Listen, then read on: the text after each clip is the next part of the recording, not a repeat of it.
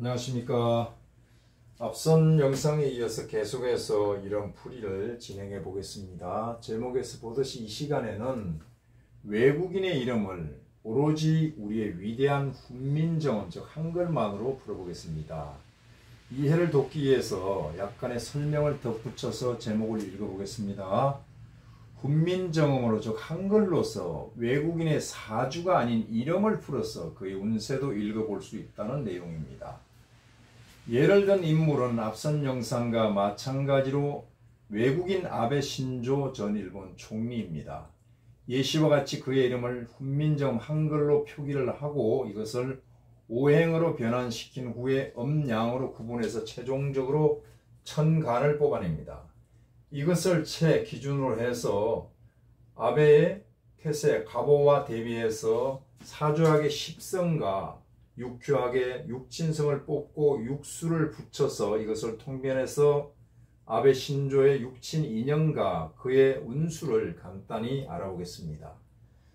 이 시간에는 비록 아베 신조를 예를 들었습니다마는 비단 아베뿐만 아니라 그가 어느 나라 사람이 됐든 상관없이 외국인의 이름을 소리내어 발음해서 그것을 한글로 표기를 해서 이것을 오행으로 변환시킬 수가 있습니다. 이 변환된 오행을 기준으로 육친성인 십성을 뽑아볼 수가 있어요. 이 십성으로서 이름의 주인공의 육친의 인연과 또 육친 관계와 운수를 볼 수가 있습니다. 바로 이것이 우리 훈민정음의 또 다른 위대함입니다. 그렇다면은 훈민정음이 어떤 구성을 가지고 있길래 이것이 가능할까? 이것을 먼저 알아보는 것이 순서겠죠. 훈민정음은 역으로 구성되어 있습니다. 역으로 구성되어 있는데 여기에는 우선은 음양으로 구분할 수가 있겠죠. 그 다음에 오행으로 구성되어 있습니다. 음양은 바로 한글의 모음에 있고 오행은 자음으로 구성되어 있습니다. 자, 음양 오행이 뭡니까? 바로 우리가 그냥 직설을 해서 사주보는 재료다 이렇게 볼 수가 있거든요.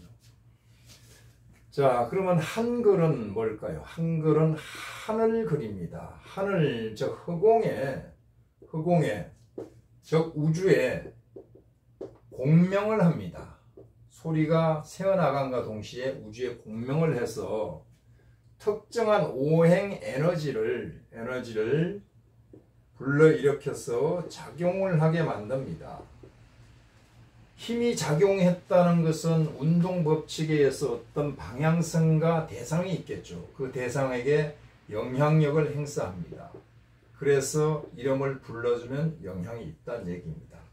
이것을 좀 더 간단하게 도형으로 설명을 드린다면 우주에 공명을 해서 우주라는 것은 하나의 커다란 에너지 발전소라고 볼 때 사주라는 채널이 있습니다. 이것을 통해서 작용을 해서 결국은 명주에게 에너지가 가게 되어 있습니다.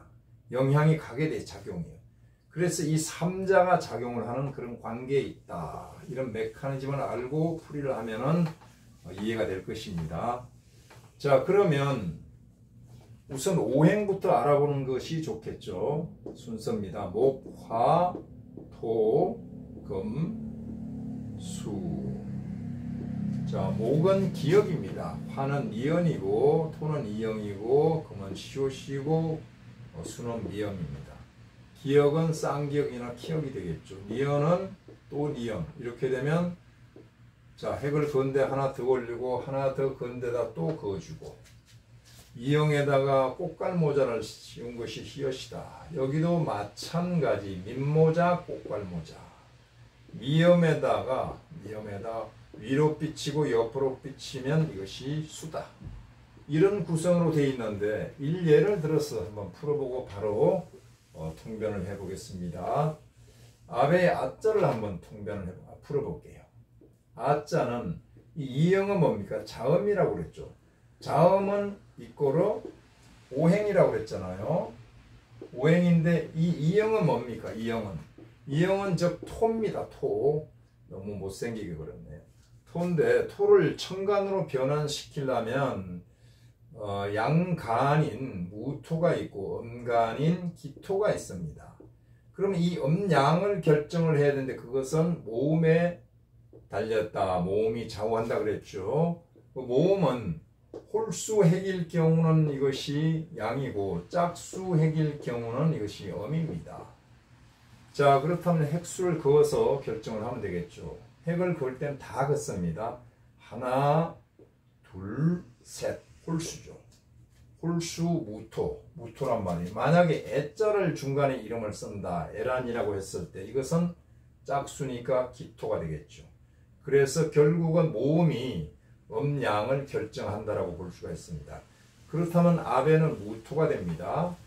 아자가 무토가 되는데 이 무토를 중심으로 아베 태세인 가보에다가 대비를 해가지고 보게 되면 이것은 칠살입니다. 칠살이 되고 이것은 정인이 되는 거죠. 이렇게 표시한 것이 살식제인 마입니다. 마는 역마가 아니고 편제를 마라고 합니다. 한 글자로 구분하기 위해서 마라고 붙였습니다. 편이라고 하게 되면 편제도 있고 편인도 있고 하니까 구분이 안 됩니다.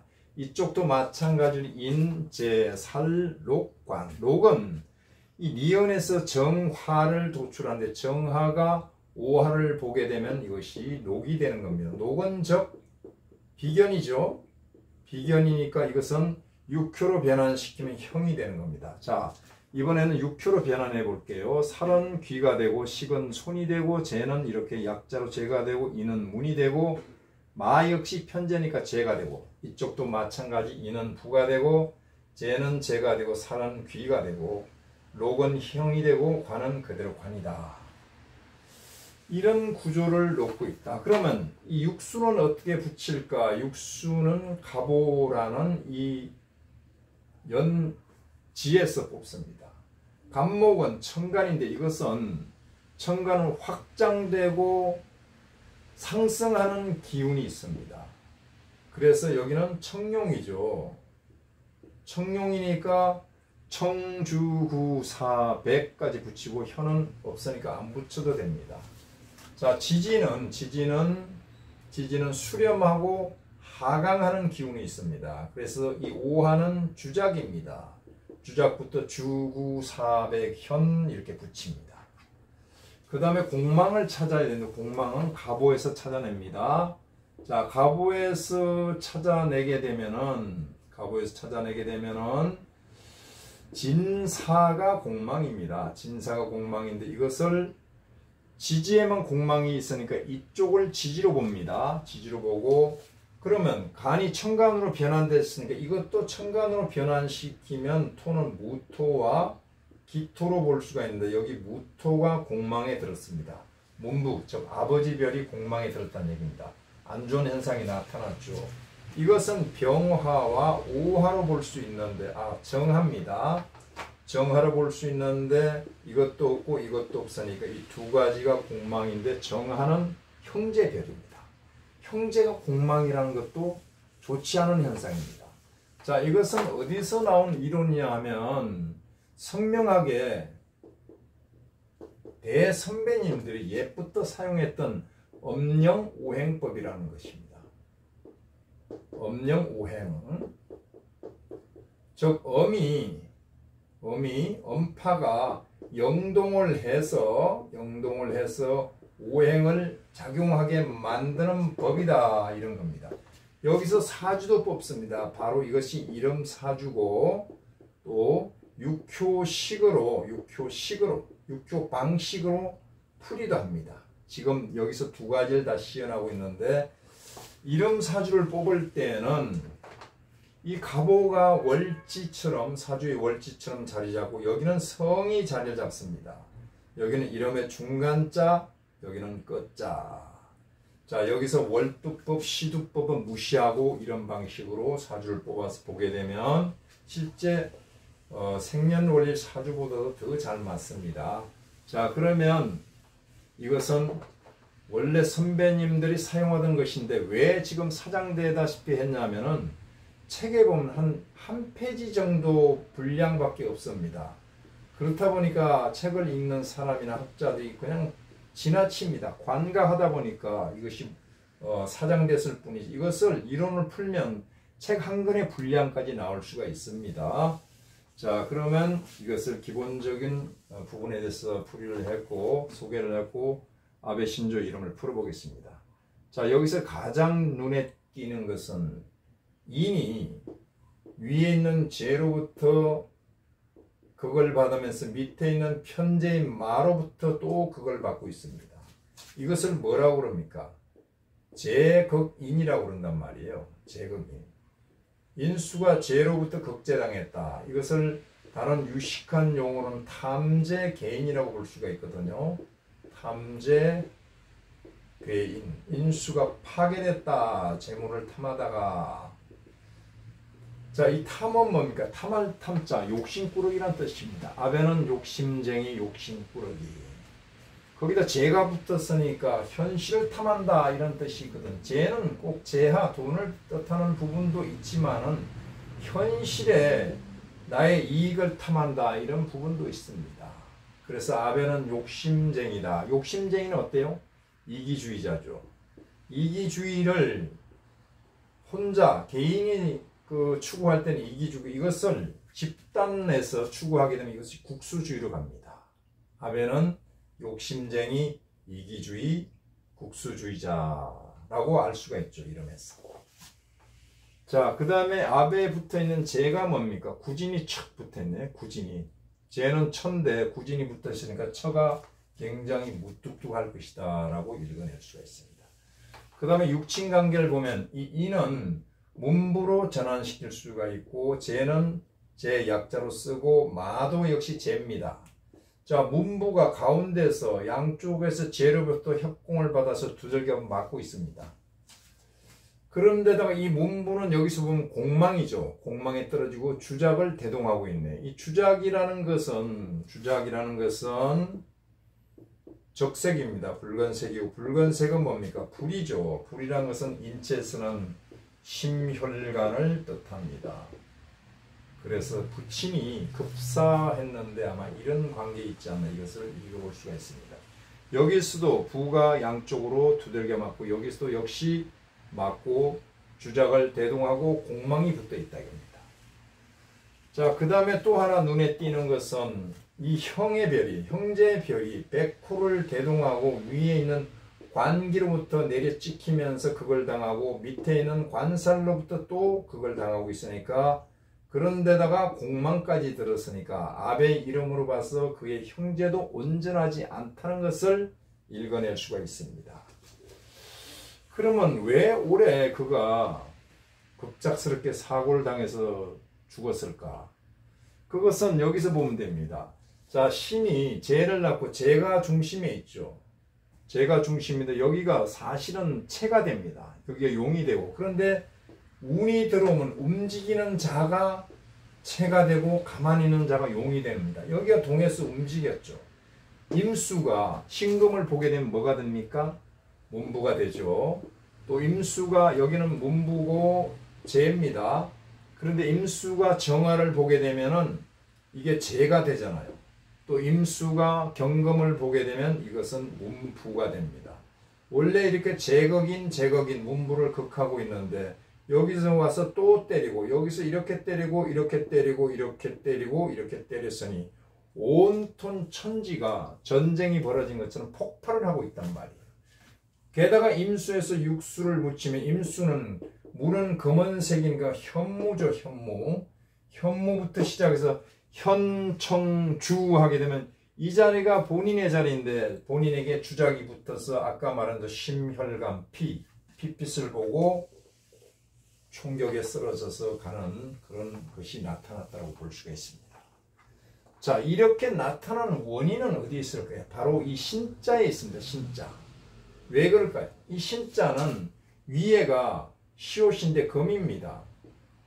밑에는 니은으로 화입니다. 화극금을 하고 있단 말이에요. 그런데다가 조자가 있어가지고 여기가 또 금이거든요. 금이니까 또 화극금을 한단 말이에요. 이렇게 붙어서 그걸 하는 것을 접속상극이다 라고 할 수가 있습니다. 그렇다면 이 신자가 문제가 되는데 아베가 아베 신조니까 배신조라고 하잔 말이에요. 그럼 우리나라에도 신조 선생님이 계신데 누구냐? 신조란 분이 계시단 말이에요. 김신조 선생님입니다. 이 어르신은 현재는 이름을 김자, 제자, 현으로 개명해서 종교인으로서 활동을 하는 걸로 압니다. 계속 이 이름을 썼더라면 좋지 않은 일이 벌어지겠죠. 그런데 이 이름을 쓸 때 어땠습니까? 변전변화에 고생스러운 인생을 살았다라고 볼 수가 있습니다.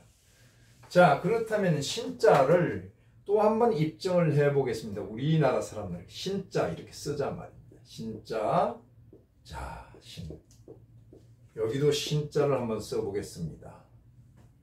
신자에다 한 획을 가한 게 바로 진자입니다. 또 한 획을 가한 것이 선자입니다. 여기다 두 획, 세 획을 가한 것이 실자입니다. 자, 위에 금이고 밑에 불이 들어온 글자는 이런 글자가 있습니다. 또 위에 금이고 밑에 불이 들어온 글자는 이런 글자도 있고, 또 위에는 쇠고 밑에는 나무가 들어온 글자는 이런 글자가 있습니다. 또 위에는 나무고 밑에는 토, 목격토 하는 글자는 이런 글자들이 있다 이겁니다. 자, 이것만 가지고 간단하게 매치를 해볼게요. 진실 어땠습니까? 참 그 아까우신 분이 일찍 갔잖아요. 선실은 누구니? 배선실이 아니고 여간첩 이선실이라고 나이 먹으신 그 고정간첩이 있었습니다. 자, 순실 어때요? 순실 풍파 많죠. 경실 어떻습니까? 부부 이별도 하는 겁니다.